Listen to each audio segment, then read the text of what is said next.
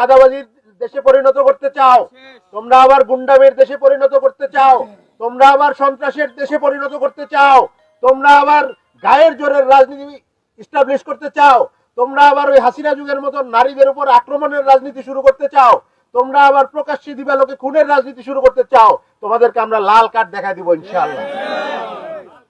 আমরা কোনোভাবে ছাড় দিব না, ছাড় দেওয়ার লোক আমরা না। ছাড় দেওয়ার লোক আমরা হইলে শেখ হাসিনা হেলিকপ্টারে পালাইতো না। ছাড় দেওয়ার লোক আমরা হইলে বাইতুল মোকাররমের খতিব সুদ্ধা পালাইতে হইতো না।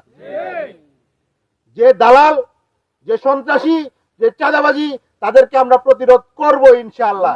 এটা আমাদের শহীদদের রক্তের শপথ। এটা আমরা এই জায়গায় ছাড় দিতে পারবো না, কারণ তাইলে আমরা এই জায়গায় জবাব দিতে পারবো না, আবার ওই জায়গায় গিয়েও জবাব দিতে পারবো না।